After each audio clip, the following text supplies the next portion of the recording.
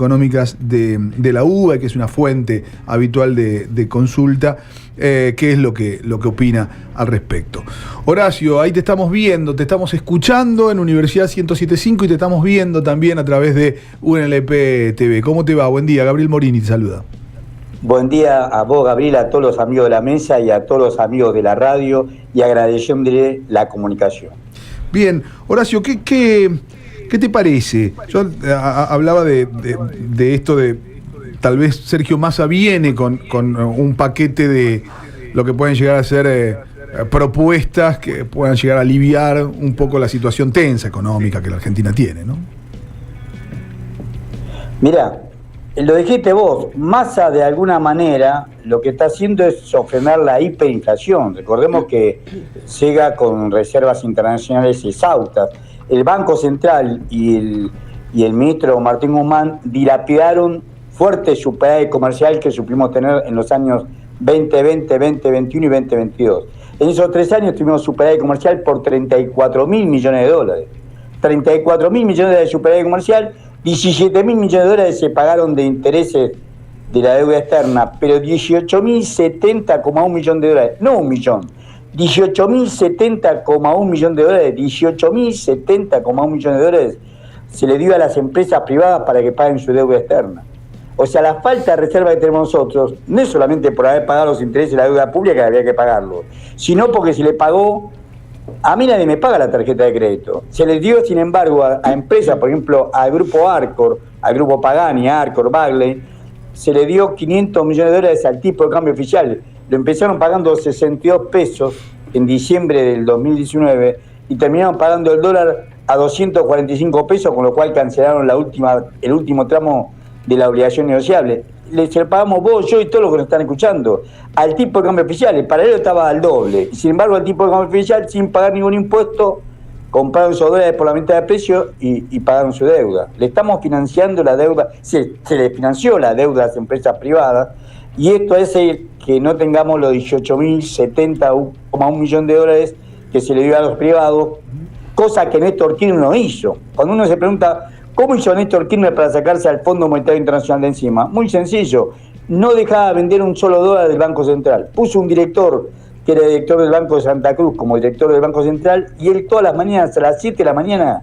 tenía que tener en su despacho una planilla donde estaba la posición cambiaria, o sea, cuáles eran las reservas internacionales brutas y netas del Banco Central, cuántos dólares se habían comprado, cuántos dólares se habían vendido, cuál era el ingreso, cuál era el MUL, el Mercado Único Libre de Cambio, la operatoria del MUL. Tenía todos esos datos que se los tenía que dar el director del Banco Central, cuya principal función era esa. Bueno, de esta manera él juntó 9.350 millones de dólares. No teníamos el superávit comercial que tenemos ahora, porque ahora estamos en rojo, sí, claro, que tuvimos hasta el 2022. Claro. Y él juntó pacientemente, asumió el 25 de mayo del 2003, los 7 de mayo del 2003, todo el año 2004, todo el 2005, juntó 9.350 millones de dólares y le pagó toda la deuda al Fondo Monetario Internacional el 6 de enero del año 2006. Y de esa manera cancelamos la deuda con el fondo después de 50 años de tutelaje. Horacio, con el fondo, el primer acuerdo fue en el año 1956. Te interrumpo, pero me parece magistral este párrafo que recién nos acabas de dar, porque de algún modo muestra cómo un proceso de crecimiento real, de superávit comercial, esto es, de que entra al país más de lo que el país eroga en el intercambio comercial, entre lo que entra como importación y fluye como exportación, con una mirada de distribución en un amplio sector social, generando, entre otras cosas, capas de consumo, o cómo se puede utilizar para reconcentrar la economía, que es lo que ha pasado con ese proceso de el pago de deudas de las grandes empresas que habían contraído en el exterior. Vos decías Pagani, hablaba del grupo Pagani, hablabas de Arcor.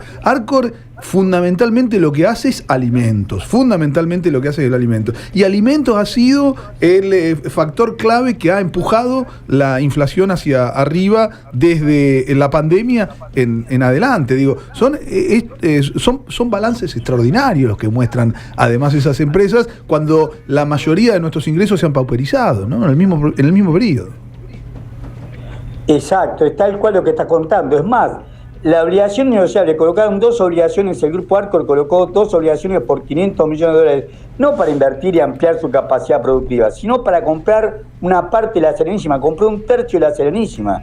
La Serenísima era de una vieja familia Mastellone, hoy tiene capital minoritario porque los principales socios son Arcor y Danone, que es una empresa francesa. Uno ve el precio de la leche. Uno explica la conducta inflacionaria, en este caso de los lácteos, claramente. Al productor de leche, tenor graso 2 o 3%, le pagan 100 pesos el litro. A veces, si es un poco más lejos de los centros, por ahí le pagan más, pero le pagan 100 pesos por litro, básicamente 100 pesos por litro. Y a vos en el mercado te lo venden a 300 pesos.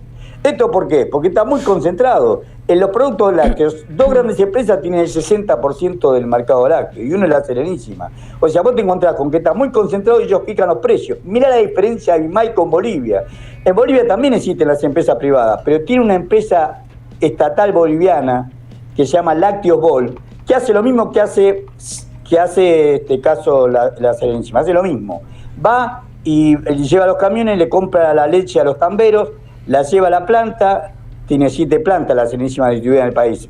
El Lácteo Bol debe tener menos todavía, pero lleva a la planta, la fracciona, la pasteuriza, la distribuye, la vende. ¿Y cuánto cobra recargo? Si, por ejemplo, paga 100 pesos, a vos te la vende a 120 pesos. No recarga más de un 20% el costo real del producto que la leche. Estos recargan 200%. O sea que la ganancia que tienen es porque tiene esta capacidad para fijar los precios. El caso del mercado lácteo, lo mismo podemos decir del aceite, del azúcar, de la harina, de la hierba, de la carne, todo tiene nombre y apellido. Marcan los precios porque tienen poder de mercado para hacerlo. Bien, tienen Horacio, conexiones con los grandes supermercados. Sí, perdón. No Celina te saluda. Ahí digo, lo que está faltando entonces es la presencia del Estado de alguna manera en regular y un control más firme con esa generación de precios, ¿o no? Por supuesto, se trató de hacer en varios momentos. Me consta que tanto Paula Español como Roberto Feletti, que fueron los secretarios de Comercio en algún momento, trataban de hacerlo. Iban las empresas, firmaban y después no lo cumplían. Lo que pasa es que Guillermo Moreno tiene un equipo propio de inspectores, Macri lo desmanteló, y en ese caso el ministro de la Matías Culfas jamás lo armó. Jamás volvió a armar, tenía más de 500 inspectores, aparte de tener acuerdos con las provincias y los municipios para que facultaran en controlar los precios y le informaran a ellos. Tenía contacto permanente con todo el país a través de las provincias y los municipios, porque todas las provincias y todos los municipios tienen mecanismos, tienen direcciones de precios o direcciones de información de precios, todos tienen porque obviamente es algo que perjudica a la población, y Guillermo Moreno tiene aceitado eso. Macri lo desmanteló. Y Matías Culfas, que fue el incapaz ministro de producción que tuvimos, jamás lo armó, porque él pensaba que esos precios eran razonables, que las empresas ganaban así y que iban a acumular capital. No sé cuál era la lógica que tenía, que iban a acumular capital y iban a invertir. Nunca invirtieron, se apoderaron de más plata, mayor poder de mercado, hicieron esto que estamos contando del grupo Pagani, que compró 1/3 de la Serenísima. Esta fue la conducta que han tenido en estos 7 años y medio largos, los 4 años completos que Cambiemos, y los más de 13 años y medio que está el gobierno de Alberto Fernández. Horacio, ¿qué tal? Buen día. Eduardo Espínola te saluda. Como contrapartida, digo, más allá de esta falta de controles, esto que vos decís de la falta de inspectores y demás, en general se suele hablar de la necesidad de que haya un mayor incentivo hacia los pequeños productores para tratar de hacer una contrafuerza contra esos monopolios. ¿Qué margen de acción hay para hacer eso? Y este Estado ninguna. Este Estado no tiene ninguna porque no hay estímulos a las pequeñas y medianas. Tenía que hacerle a los productores, a los verdaderos perjudicados, son los tamberos, que le pagan 1/3 del costo. Y lo mismo pasa con la fruta, con la verdura, con lo que quieras vos. Le pagan la 10ª parte a veces de lo que es el costo. La intermediación es muy grande y tiene nombre y apellido en Argentina. Vos tenés un grado de concentración tanto en las grandes empresas como en los mercados, los grandes supermercados, que te imposibilitan hacer un trabajo si no es que buscas un enfrentamiento directo con ellos. Lo tenés que castigar. Existen leyes, está la ley de defensa de la competencia, está la ley de defensa del consumidor, pero no se aplican. Es como la ley de protección animal, no se aplican. Vos tenés que aplicarla. La mejor prueba que no se aplica es el Banco Central. Existe una ley que es la ley 19.359, que es la ley penal cambiaria, que pena hasta con prisión, que la máxima... En nuestra justicia el máximo castigo es ir preso, perder la libertad.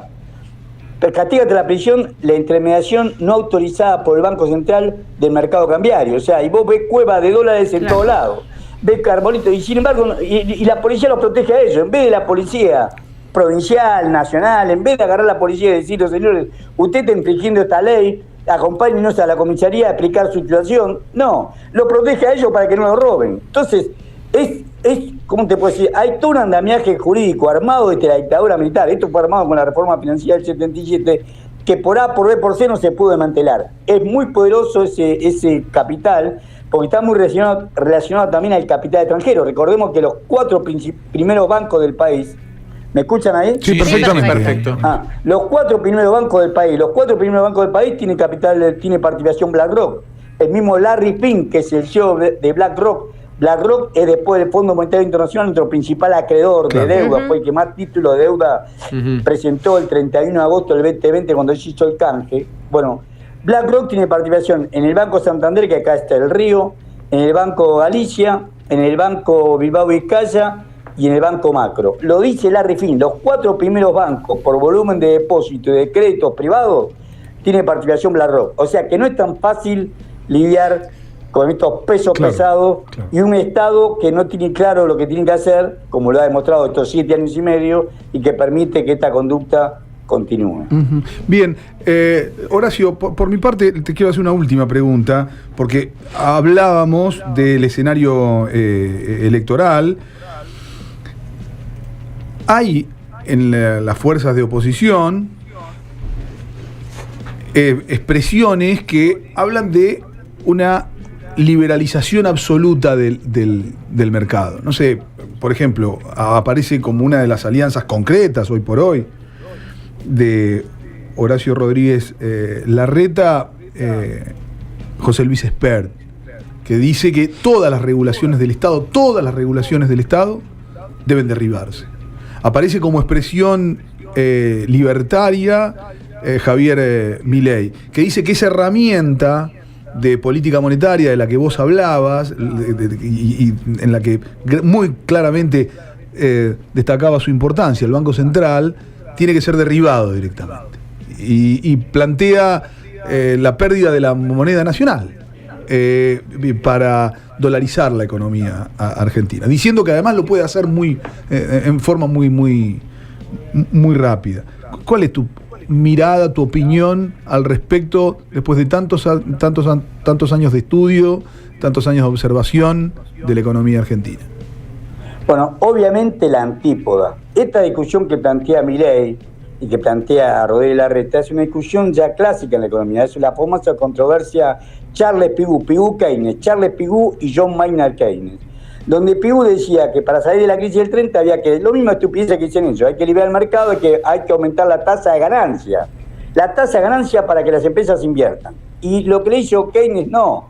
Acá no es un problema de tasa de ganancia, acá la gente no consume porque no tiene poder adquisitivo para consumir. Lo que hay que hacer es contratar personas para que vayan y entierren una botella con plata en una mina, y después contratar a otra flotilla de personas que se entierren esa moneda y se paguen con esa plata, y los dos van a consumir, y entonces todas estas cosas que no podemos vender, las vamos a vender y la economía va a crecer.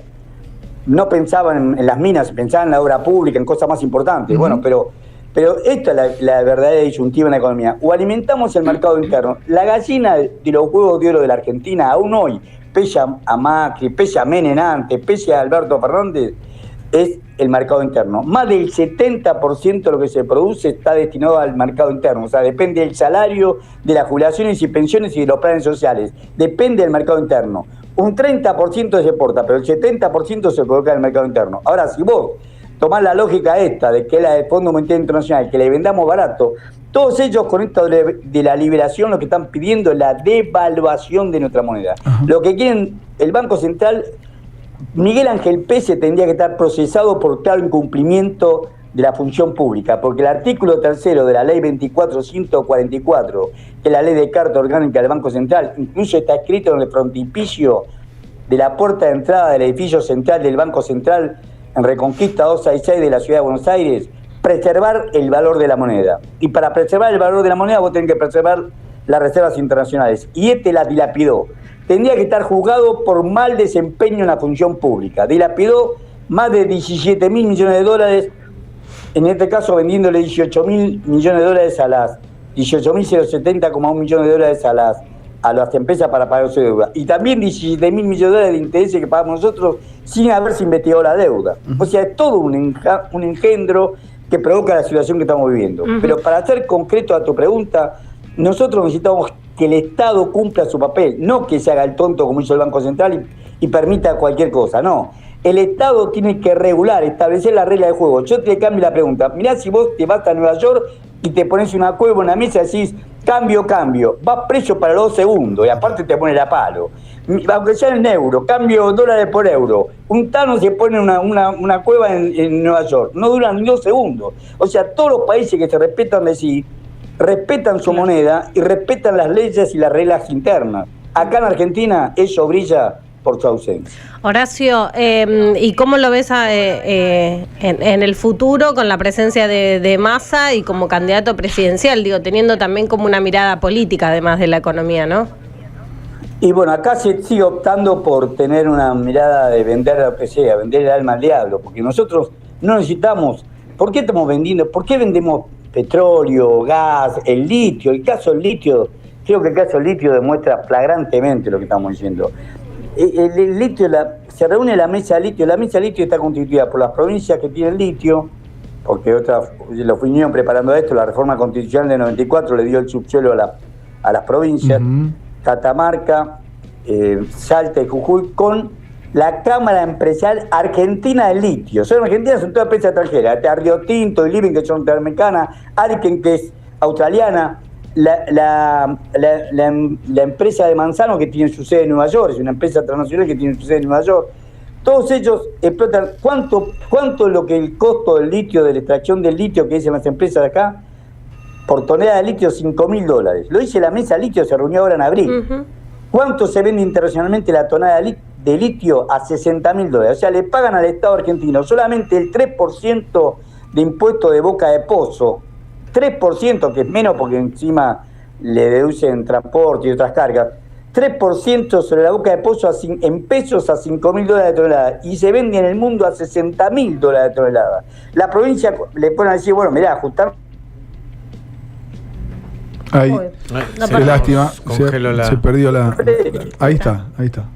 Quedaron en contestarle. Esto fue en abril. Te estamos perdiendo un poquito, Horacio. Sí, se ha complicado la comunicación, Horacio. Vamos a... No te estamos escuchando bien. De todos modos ha quedado muy claro todos y cada uno de los conceptos. Te agradecemos sinceramente, si nos estás escuchando, te agradecemos sinceramente, bueno, precisamente esa claridad que es muy necesaria para los que no somos entendidos en economía, para poder entender aquello que efectivamente nos afecta y muchísimo. Ahí estaba Horacio Robelli, economista, profesor universitario, se nota, ¿no? Sí, claro. La actitud docente de Horacio en la Facultad de Ciencias Económicas de la UBA, muy claro respecto a cuál ha sido el comportamiento de la economía argentina en los últimos años y también pensando en lo que viene a futuro. Recién ensayaba lo que pasa con los recursos naturales, ¿no? La apetencia que hay sobre determinados recursos naturales y la necesidad de entenderlo como recursos estratégicos que, en definitiva, estén al servicio del desarrollo de la Argentina y el fortalecimiento de ese mercado interno. Yo con eso voy a cerrar, pero me parece fundamental. El 70% de lo que produce la Argentina está destinado a su mercado interno. Y mirá que se ha hecho mucho para atomizar y romper ese mercado interno. Pero guarda con eso. El 70% de lo que produce la Argentina está destinado a su mercado interno. Solamente el 30% está destinado a la exportación. Tengamos en cuenta ese mercado, y cuando aparece alguien diciendo no, lo que nosotros tenemos que pensar es en lo que piensan los inversores a la hora de venir a Argentina, tenés certeza de que ese tipo te está cagando. Pero certeza de que ese tipo te está cagando. Porque no está pensando en los intereses de la mayoría y en el bienestar. Cuando hablo de los intereses, hablo del bienestar de la mayoría, Hablo del bienestar de la mayoría. Y ahora puede ser que vos pienses en el bienestar de un empresario chino, italiano, estadounidense o australiano antes que en el bienestar de los pibes y pibas de las argentinas, de los abuelos y las abuelas, de los argentinos y las argentinas, en definitiva, ¿no? Me parece que eso es fundamental y es una prédica constante. ¿Qué van a pensar los inversores de nosotros? A mí qué no me importa. Digo, ¿por qué no agilizamos y desarrollamos ese mercado interno que, entre otras cosas, se desarrolla poniéndole plata al bolsillo de la gente? Es decir, que la gente viva con dignidad, que viva bien, fundamentalmente. 59 minutos, pasarán de las 10 de la mañana, ahí al borde de las 11, esto es No Corras, hasta la 1 los vamos a estar acompañando. Los periódicos ya no existen. No corras. Somos el diario informativo de la mañana.